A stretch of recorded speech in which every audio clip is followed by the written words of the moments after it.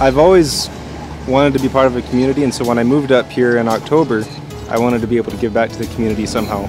So anytime that I have the opportunity to serve and help others in need, that's what motivates me to get out and help to serve.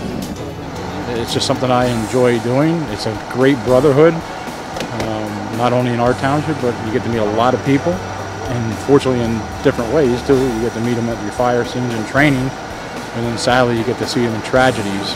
But that's when you see the real firemen, I should say, come out when there's a tragedy, unfortunately. The people need help. Who else is going to help? And I live close by. I live a couple, well, maybe a mile and a half away, so. But I was about 18, and my friend said to me, he says, hey Ralph, he said, let's join the Marion Hose Company, he says. So I thought, you know what, let's give it a shot. So from that day on, I was hooked. I joined, I met some great people, I learned kind of the ways of the world, learned an awful lot about firefighting. We were doing things at that fire company back in 1960 when I joined. We were repelling out the front windows, you know, you're out drafting. You learned, we used to clean chimneys free of charge, or except for a donation in the town. And you say, what's the significance? Well, you learned how to throw ladders, you learned how to climb, you learned about the structural part of buildings and stuff like that. So, I mean, it was just a constant learning experience. And I grew up in Hamburg, New York, and some of the men in their neighborhood were volunteers. So we had air horns back there that blew the signal, and I'd watch them go. And then I wasn't old enough, they didn't have juniors back then. When in the Navy, they had a dance, social dance, harvest dance at the firehouse. Being in the Navy, I didn't know anybody. So one of the women up the street said, oh, I can send my niece down. We'll be married 50 years in September. So that's cool. You know, I come up here, it's a vacation house I bought, and you know, I love mountain biking, hiking, all things outdoor. And you know, the firehouse is right down the street, and I was talking to Ralph, the chief, and you know, asked me if I'd be interested in joining. It's like, sure, you know, get to help out the community. And you know, I joined and I was hooked. You know, went out on a few calls and it was great. I work with a general contractor, so I do construction. I do estimating and scheduling, so I work from home, which puts me in a position to help during the daytime calls. I just work from home from a home office, so anytime I need to leave, even if it's in the middle of the night or middle of the day, it's not a problem for me to get here. And you know, when you're young, oh yeah, I'm going to do this, but as you get older, you realize it takes teamwork, everybody working together.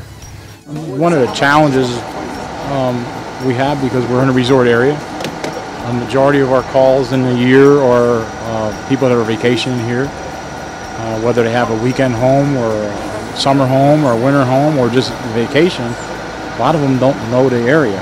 They know how to get to point A to point B, wherever they're coming from, to wherever the rental house is or whatever activity they might be doing for that day or the weekend. Wintertime skiing, summertime, just summer vacation. They don't know where they're at. All they know is how to dial 911 and call for help, and hopefully it's coming. That's probably one of our biggest challenges. there's more to it than just the, showing up for drills or for fire service or for fundraisers. It's this friendship that just never goes away.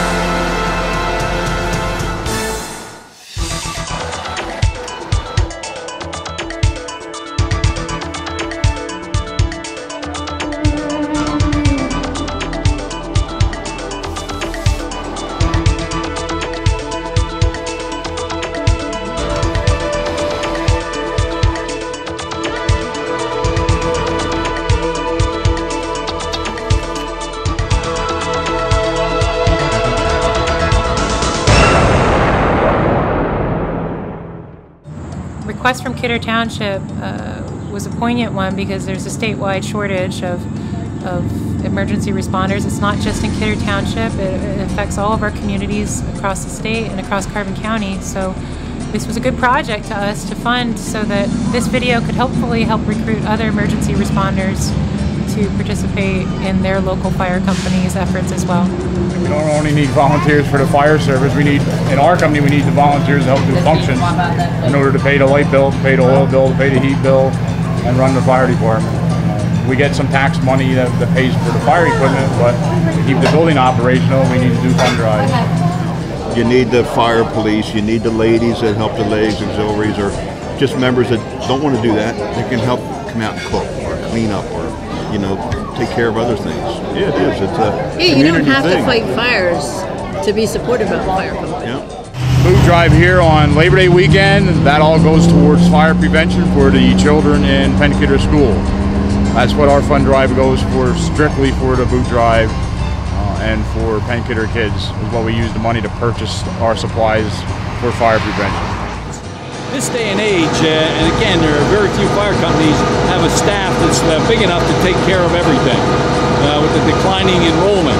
And obviously, well, that's one of the reasons we're making this video to encourage people to step forward and help us out.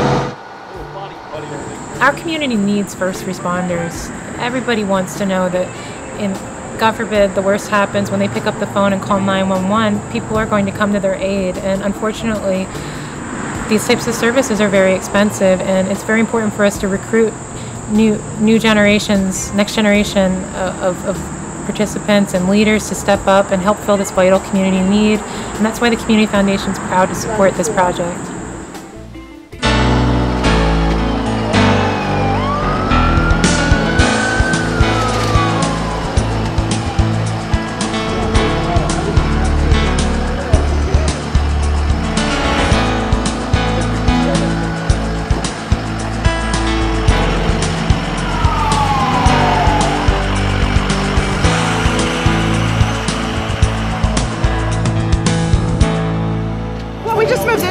And I live really close. I live within a half a mile from the fire company, and you know, I want to do my part. I used to be an EMT.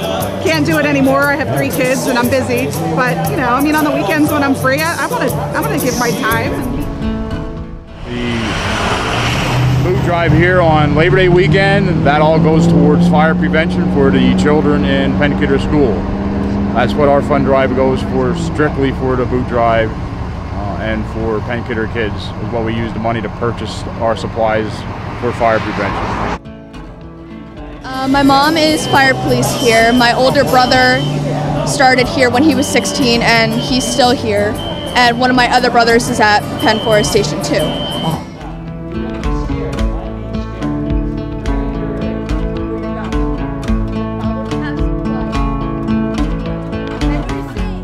Many times in the fire service, we have to share the load, you might say.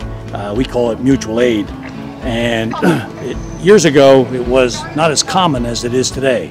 But today, with the shortage of manpower, it becomes more prevalent and more pressing. There has been a big change in the world with foam, however you want to look at it. There's some old stuff, but today's new green agent technology, such as the Fire Aid product that we're carrying, it's good. It's an incredible tool for a fire department.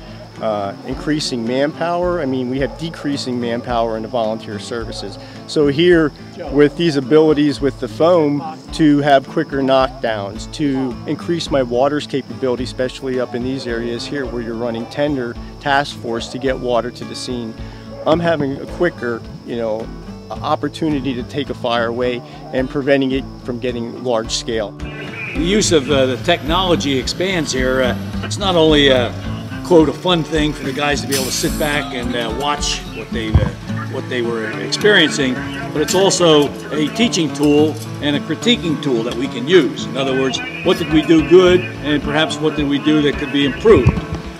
We never can get enough training. The problem is the volunteer end, is getting the volunteer to commit to the training. That is our problem everywhere, not only here in Kidder Township. It's across the state and probably across the country. It's just the requirements for training is just so much. It's overwhelming, and it takes dedication. If you want recognition, you're in the wrong business. And the thing is, yes, I mean, like my neighbor said, "Hey, you're a hero," and this, or when we do the boot drive, "Thank you, for helping us," or this and that. It bothers you when it's a friend, like that old stage fire. A lot of us knew those people. And that's why these guys do that. I mean, like you said, they're out 24 hours a day. You never know. I've missed Christmas dinners. I was out on dates where my mom would call and say, hey, such and such is burned. I said, see ya. And leave the girl sit and I'd go out, you know? And that's what you did, because it was for the community. A lot of people come into the fire service or the medical service, but the fire service, and after in it a little short time, realize this isn't a job for them because of the commitment. If you sincerely want to do the job, you got to commit to the job. Well, what we have right here now, Dave, is we have a new member who is it's his first experience in the as a firefighter, and he's been with us for a couple of months now, and he's really gotten himself hooked. He's the kind of guy that doesn't come along that often, but when they come along, you know, you get them all the way, and this is exactly what the fire service needs. But after I went out on the first couple runs, I mean, I was hooked. I mean, the excitement, and you give back to the community and help people, and it's great. There's a lot of stuff that goes on behind the scenes that the people don't see, where the ambulance is just there in case something happens. Wine Fest, Beer Fest, the dance competitions that come into the Split Rock and Mount Laurel Resort. We also have the other events like the Bikers Convention when it comes in that we do. Mutual aid is something that's very important. It also builds the camaraderie and things of that nature, the things that the average person doesn't see in the fire service. We'll meet these guys. I mean, we know most of these people that are here tonight, and when you see them out in the public, you get to talk to them, you get to sit down and relive big fires or other major events. And again, it's just part of what makes you a fireman. No one thinks about us until you really need the ambulance. But we are here, and we're the second busiest emergency service in this area, next to the police department. So, if you need an ambulance, call 911. We're here 24 hours a day. We're more than happy to come out. Basically, I just help out on whatever calls I can, and like if they need drinks or anything, I get them. I get tools off the truck when they need them, and basically help out in any way I can. You know, these guys do this for nothing. It ain't like a paid department down the city, or, you know, or they get all the praise, and these guys, you know, you don't hear too much. But, you know, then the government's got to get involved and make all these stipulations, and then they wonder why they don't get volunteers. Because it takes so much, you know, 200 hours of training before they can even get on the truck. When we did it, you joined, you're out on the truck the next day. We're not made of the whistle blew, you know? The challenge is always people. We just don't have people. Whether it's paid or it's volunteer, you still need people to run the service. We have been looking for more volunteers because, as you know, when you come up here on the weekends, our population doubles, which means we have more calls than usual on our weekends. So we'd appreciate if you have anyone that would like to volunteer for the firehouse, or like to become an EMT or are an EMT and like to help us out, because we also are shorthanded.